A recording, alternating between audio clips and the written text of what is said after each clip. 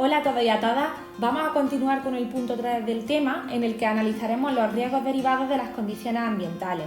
Y es que existen multitud de agentes contaminantes que están presentes en el trabajo, ya sean generados por la propia actividad de la empresa o por los locales o espacios en los que están situados estos lugares de trabajo.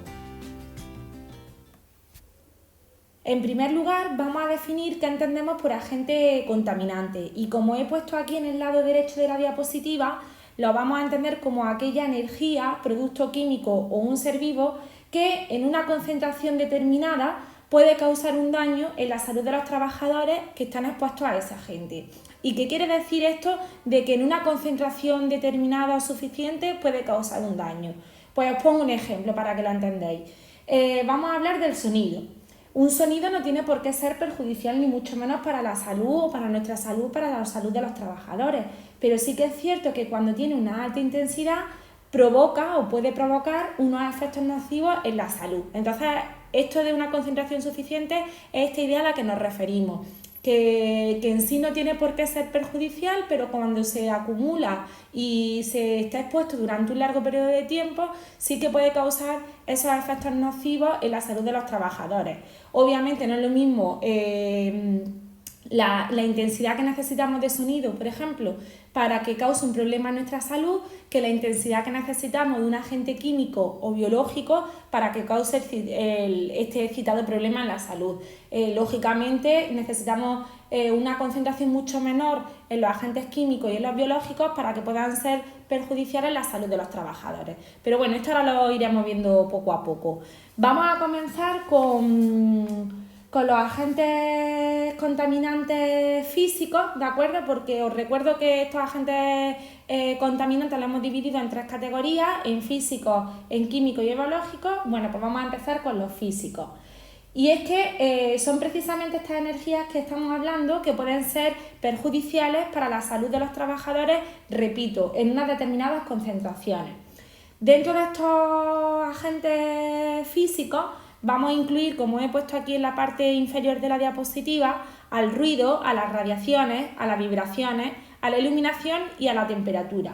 Y además, os llamo la atención en una peculiaridad de los agentes físicos, a diferencia de estos que estamos viendo aquí y que los vamos a ver ahora con más detenimiento, que a diferencia de los agentes químicos y biológicos, estos físicos sí que suelen estar presentes en casi todos los puestos de trabajo y algunos de ellos sí que los vais a tener presentes en vuestros futuros puestos de trabajo.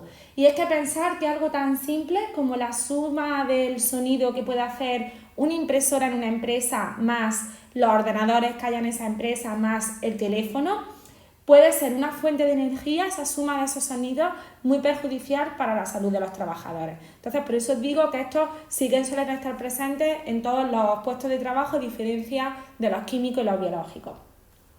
Vamos a comenzar con el ruido y lo vamos a definir como todo aquel sonido que es molesto y que no es deseado.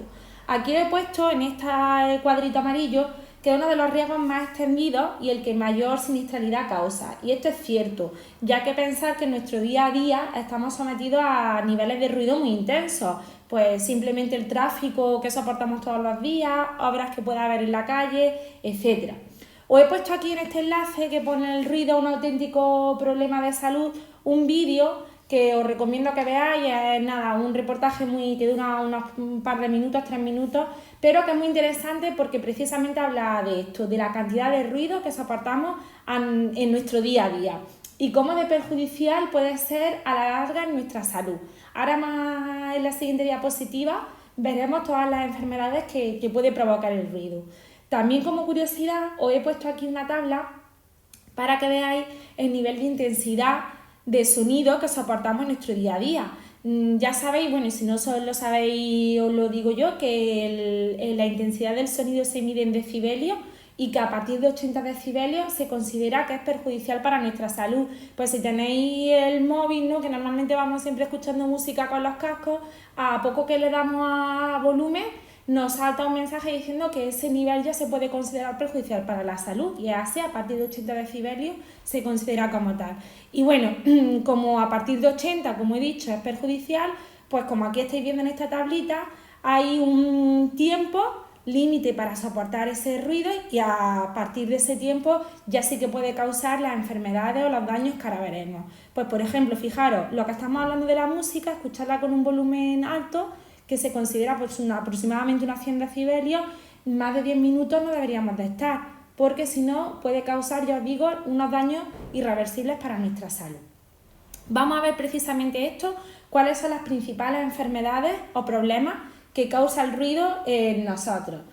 Pues fijaros, los principales van a ser la disminución de la capacidad auditiva, la sordera, que eso ya es prácticamente irreversible, y los acúfenos. Me preguntaréis, y me lo preguntáis a menudo cuando estamos en clase, ¿qué es esto de los acúfenos? Pues veréis, no sé si alguna vez os ha pasado que cuando habéis estado en un local con la música alta o incluso en un concierto, cuando habéis salido de ese local o de ese concierto, teníais como por dentro un ruido, como un sonido así muy desagradable. Esos son los acúfenos. Son como ruidos interiores que tenemos fruto de un daño a nuestro sistema auditivo. Aquí en el enlace que os he puesto aquí en este cuadrito amarillo de la izquierda, si pulsáis sobre él, os lleva a una página que muestra cuáles son los diferentes tipos de acúfenos que se pueden sufrir. Yo os digo, eso que se queda como un brrr, ahí, como un sonido, como un ruido, digamos, que aunque durmamos, estemos en silencio, como estemos, lo seguimos escuchando en nosotros.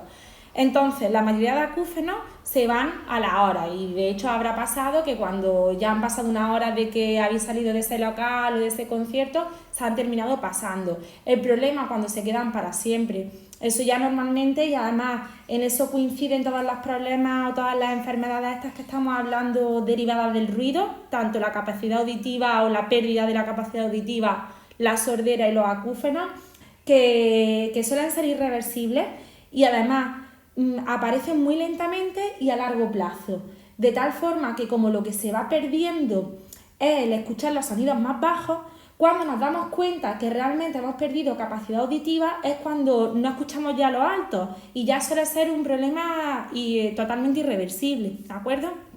Entonces, bueno, hay que ser un poco sensibles con este tema y concienciarnos de que escuchar sonidos a muy alta intensidad a la larga puede provocar problemas en la salud que normalmente no tienen solución. De hecho, por ahí hay muchos artículos que dicen que habrá muchos más sordos en el futuro de lo que hay actualmente por el tema de ir siempre con los cascos como vamos todos y con la música muy alta.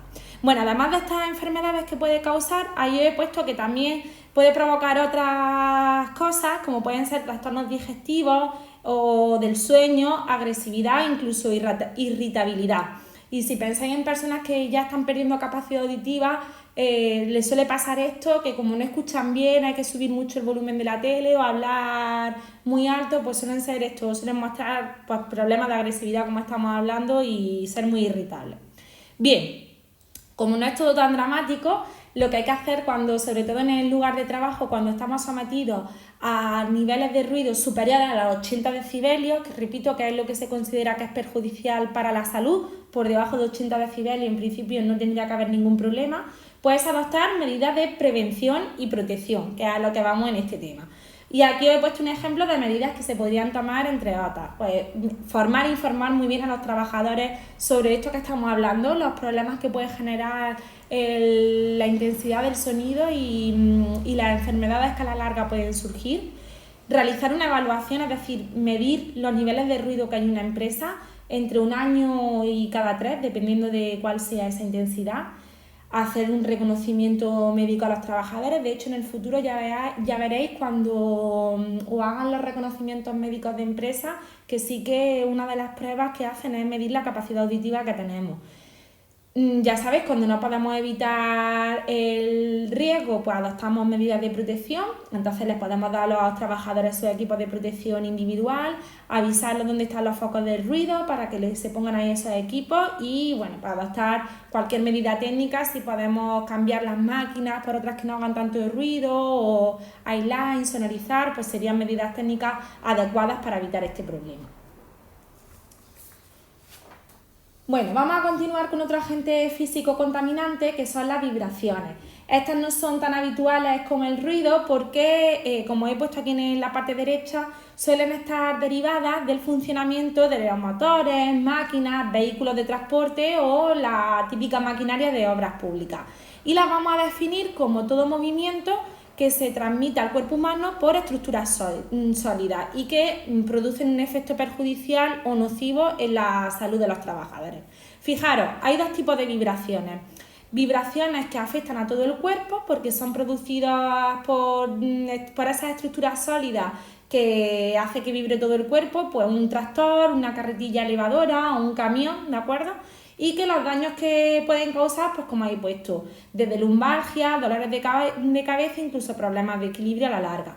Y luego tenemos otro tipo de vibración, que son las que solamente se producen en el eje mano-brazo, que son las utilizadas, las que provocan las herramientas de mano que se utilizan, pues como por ejemplo un taladro o una radial. Y que esas lo que normalmente provocan son problemas articulatorios y musculares, como por ejemplo hay un síndrome que es el del dedo blanco, que está producido precisamente por utilizar algunos de estos equipos que producen vibración del eje mano-brazo y que bueno, que lo que determina pues que no llegue la circulación a la mano y que los dedos se queden blancos. ¿Qué medidas preventivas podemos adoptar para pues reducir al máximo el efecto nocivo de las vibraciones? Intentar elegir equipos que no tengan esa vibración y cuando ello no sea posible, pues otras alternativas pueden ser rotar a los trabajadores o incluso reducir el tiempo de exposición a esas estructuras que provocan estos problemas en la salud. El siguiente agente físico contaminante que he puesto son las radiaciones. Y las vamos a definir como aquellas ondas o partículas electromagnéticas emitidas por determinadas materias. Algunas se suelen producir de forma natural, como la radiación solar, y otras pues son artificiales, como pueden ser, como he puesto aquí, los rayos X, que ahora los analizaremos. Veréis, las radiaciones se dividen en dos, las no ionizantes y las ionizantes. ¿Dónde está la diferencia? Pues las no ionizantes son aquellas que no provocan cambios en los átomos y entonces no son tan perjudiciales, entre comillas, para la salud. Por ejemplo, radiaciones no ionizantes son las que se derivan de los infrarrojos, el microondas, ultravioletas, que sería la del sol, o el láser.